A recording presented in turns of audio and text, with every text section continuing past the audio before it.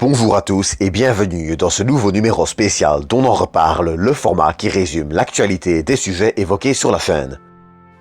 Et pour cet épisode, on va parler du lancement ce lundi 17 février 2020 depuis Cap Canaveral de la mission Starlink 4 de SpaceX.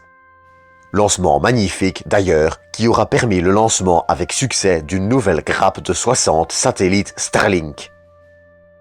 Côté récupération du premier étage, malheureusement, les choses ne se sont pas si bien passées.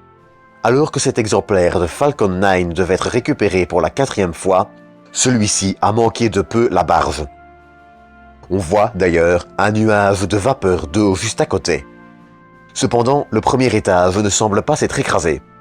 Il aurait plutôt, d'après SpaceX, atterri en douceur dans l'océan, rendant envisageable la récupération de certaines pièces comme les grid fins, même si la récupération risque de s'annoncer compliquée. D'autre part, les pieds semblent s'être déployés, indiquant qu'il s'agit plus vraisemblablement d'un problème lié à l'orientation ou au guidage.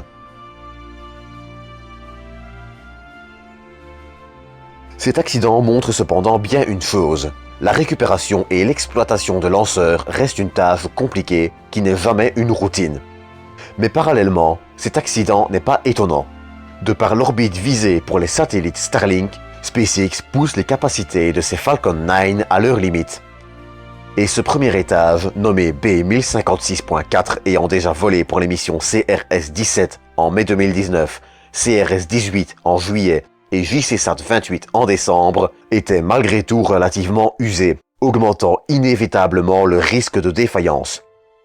Dans tous les cas, cela n'empêche pas ce vol d'être un succès, les satellites, qui restent l'élément principal, étant bien arrivés en orbite. C'est donc tout pour cet épisode spécial. N'hésitez pas à me suivre sur Twitter pour être au courant de la suite des événements. Si pas, rendez-vous dans un prochain numéro dont on en reparle.